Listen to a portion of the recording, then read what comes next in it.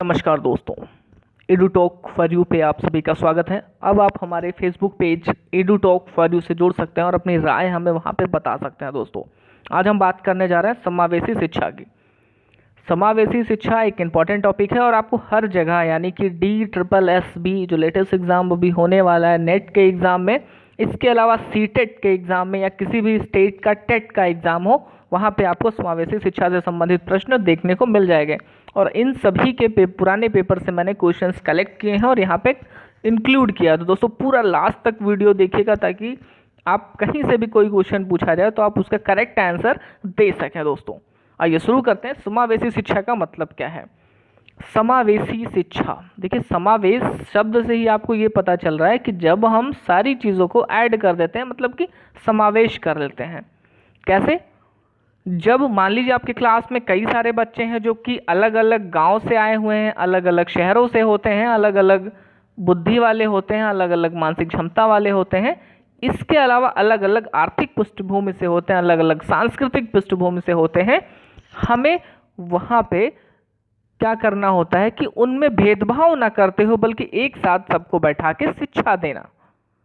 वो चाहे किसी तरह की विकलांगता रखते हो, किसी तरह के विशेष बालक हो, विशिष्ट बालक की श्रेणी में आते हो, हमें उन सबको एक ही दृष्टि से एक ही साथ बैठा के शिक्षा देना होता है ताकि समाज में वो एक साथ कदम से कदम मिला के चल सकें और समाज को, राष्ट्र को प्रबुद्ध बना सकें, उसको आगे ले जा सकें। ये समावेशी शिक्षा के पीछे का उद्देश्य है। तो आइए इसे पॉइंट वाइज समझते हैं।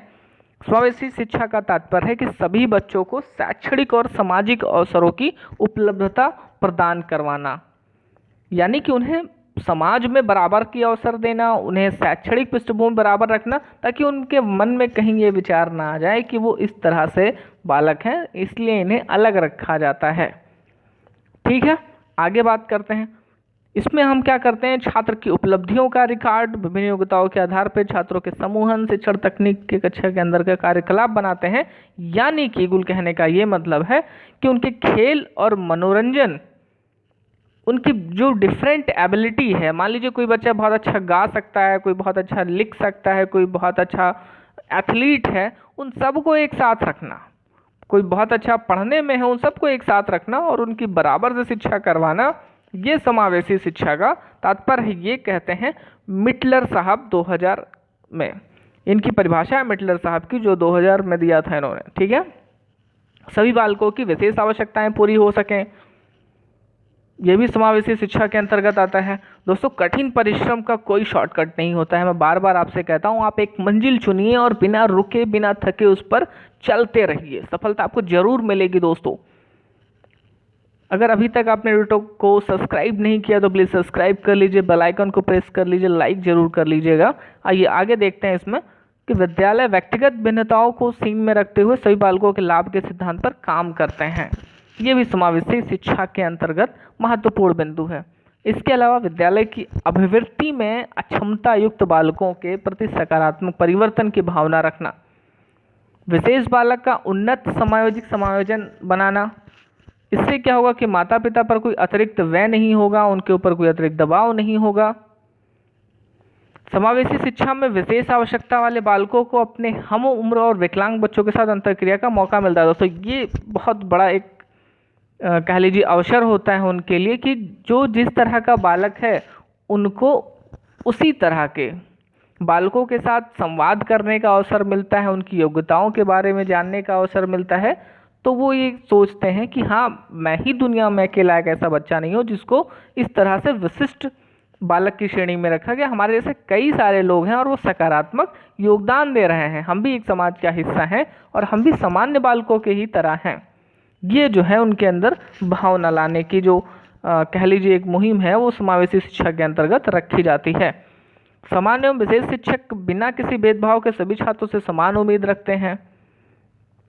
समावेशी शिक्षा के कारण यह संभावना बढ़ जाती है कि विशेष बालकों की समाजदारी भागीदारी बढ़ेगी और जीवन प्रयत्न रहेगी। दोस्तों, यही मैं बार बार रिपीट कर रहा हूँ कि उनके अंदर ये भावना डेवलप हो जाए कि उनका भी एक रोल है समाज में, वो भी समाज के एक महत्वपूर्ण अंग है जैसे कि बाकी लोग हैं, और ये भावना उनके अंदर जीवन प्रयत्न रहती है।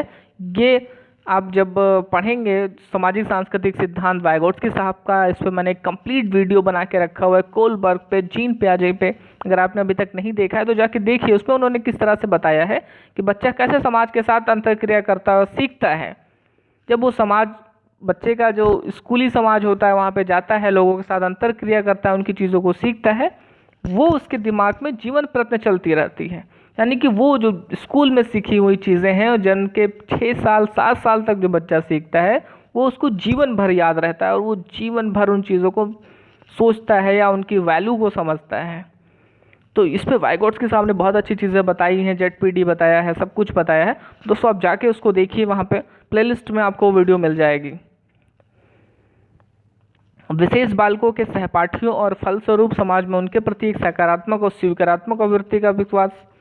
ये क्या है कि आप एक पॉजिटिव एटीट्यूड डेवलप कर लेते हैं उनके प्रति, उनको सम्मान के भाव से देखते हैं और उनको एक्सेप्ट करते हैं।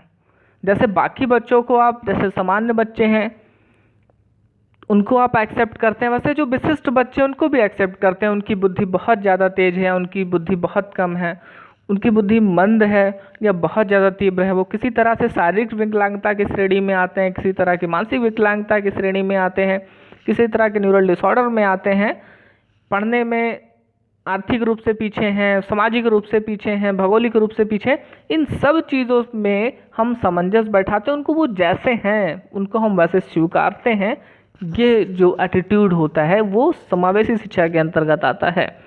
बच्चे ज़्यादा आत्मविश्वासी और आत्मसम्मान युक्त हो जाते हैं। कैसे कैसे? जब आप उनको एक साथ बैठाते हैं, एक साथ रखते हैं, एक साथ ट्रीट करते हैं तो उन्हें लगता है कि वो भी समाज का एक अभिन्न अंग है और जैसे सारे बच्चे हैं उस तरह से वो जो है अपना योगदान दे सकते हैं। दोस्तों तो ये महत्वपूर्ण चीज़ें थी, एक बार इसे आप दोबारा रिवाइज कीजिएगा, नोट्स बना के देखिएगा और उसके बाद इन प्रश्नों को सॉल्व करने का प्रयास कीजिए। दोस्तों जो प्रश्न मैंने लिए हैं वो सीटेट के पेपर से मैंने लिए हैं, टेट के पेपर से लिए हैं, DSSB के लिए हैं, कई सारे स्टेट के टेट के एग्जाम है वहाँ से ये प्रश्न मैंने उठाए हैं। दोस्तों आप इसे नोट करते जाइएगा और समझ लीजिएगा कि क्या पूछा जा रहा है और किस तरह से हमें उत्तर देना है। पहला प्रश्न है आपका समावेशी शिक्षा। क्या होता है इसका मतलब? कक्षा में विविधता का उत्सव मनाती है। बी ऑप्शन है दाखिले संबंधी कठोर प्रक्रिया को बढ़ावा देती है। सी ऑप्शन है तथ्यों की शिक्षा से संबंधित है। डी ऑप्शन है शिक्षकों को शामिल करने से। दोस्तों से करेक्ट आंसर हो जाएगा कक्षा में विविधता का उत्सव मनाती है। कैसे? अभी मैंने कहा कि क्लास में कई सारे बच्चे होते हैं जो कि मानसिक रूप से हो सकते हैं बहुत अच्छे हों, मानसिक मंद हो सकते हैं, बुद्धि में अलग अलग हो सकते हैं, शारीरिक रूप से अलग अलग हो सकते हैं, अलग अलग पृष्ठभूमि के हो सकते हैं। तो हम उन डाइवर्सिटी का इंजॉय करते हैं, उनसे चीज़ों को सीखते हैं, तो वो क्या कहलाती है? समावेशी शिक्षा कहलाती है। तो कि कितना सिंपल सा आंसर दे सकते हैं जब हम चीज़ों को समझ जाते हैं। ठीक है, आगे बढ़ते हैं। देखिए, प्राथमिक कक्षा में सकारात्मक वातावरण निर्मित करने के लिए एक शिक्षक को विभेद नहीं करना चाहिए और हर एक बच्चे के लिए सामान्य उद्देश्य निर्धारित करना चाहिए। बस यही इसका करेक्ट आंसर हो जाएगा दोस्तों, कि हम अगर सकारात्मक पॉजिटिव एक एटीट्यूड डेवलप करना चाहते हैं, अभी मैंने ऊपर ही तुरंत चर्चा किया है कि हर एक बच्चे को हमें समान उद्देश्य निर्धारित करने चाहिए। हमको ये समझना चाहिए कि हर एक बच्चा क्या है, यूनिक है और उसकी उतनी ही उपयोगिता है जितने की बाकी बच्चों की है। आगे बढ़ते हैं। एक समावेशी विद्यालय, इसका दोस्तों मैंने डायरेक्ट आंसर ही लिख दिया है क्योंकि ऑप्शन काफ़ी बड़े थे। एक समावेशी विद्यालय में क्या है, कक्षा में सभी विद्यार्थियों की क्षमता को ध्यान में रखते हुए अपने अधिगम परिणामों को सुधारने का प्रयत्न करता है। वो क्या कहलाता है? एक समावेशी विद्यालय कहलाता है। आगे बढ़ते हैं। क्वेश्चन नंबर 4 क्या है ये? विद्यालयों में समावेशन मुख्यतः केंद्रित होता है। किस पे केंद्रित होता है? विशिष्ट वर्ग वाले बच्चों के लिए सूक्ष्माति सूक्ष्म प्रावधानों के निर्माण पे।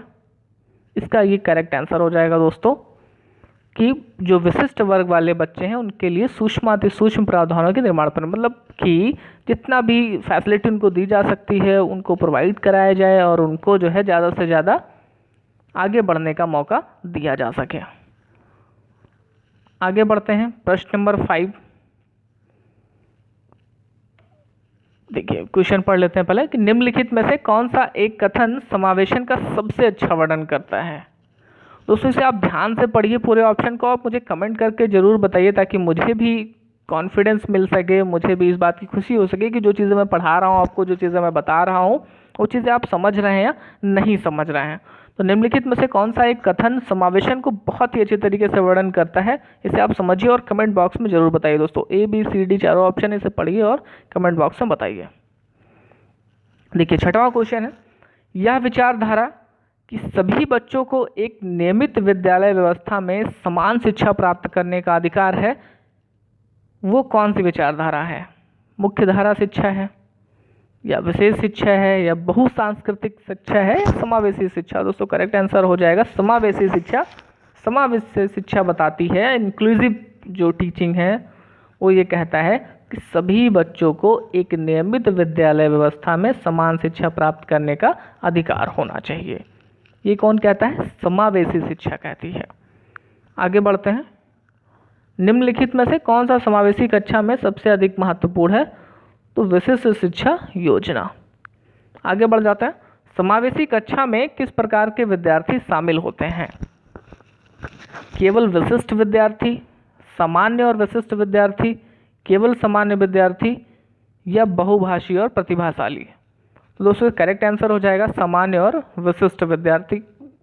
यानी कि जो बच्चे सामान्य रूप से हैं वो भी, और जो विशिष्ट बालक है वो भी एक साथ बैठकर शिक्षा ग्रहण करते हैं, तो उसे क्या कहा जाता है? समावेशी कक्षा कहा जाता है।